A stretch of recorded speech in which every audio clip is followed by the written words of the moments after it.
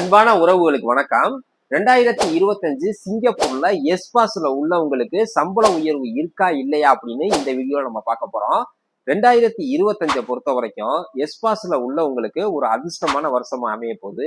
ஏன்னு கேட்டா ஏற்கனவே 2024ல வந்து சிங்கப்பூர் கவர்மெண்ட் வந்து 2025ல சம்பளம் உயர்த்த போக ஏற்கனவே சொல்லியிருந்தாங்க. அதாவது 2024ல ஜெனரல் செக்டார்ல வந்து 3150 வெள்ளி வாங்கிட்டு இருந்தவங்க 2025ல 3300 வெள்ளியா இன்க்ரீஸ் பண்ணியிருக்காங்க.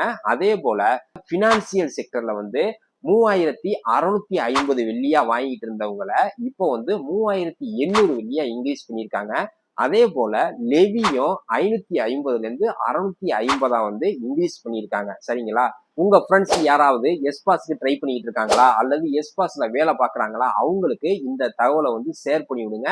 இந்த செய்தி வந்து பிடிச்சிருந்துச்சுன்னா லைக் பண்ணுங்க. மறக்காம நம்ம சேனலை சப்ஸ்கிரைப் பண்ணி வச்சுங்க. மீண்டும் ஒரு அடுத்த நல்ல வீடியோ சந்திப்போம். மகிழ்ச்சி.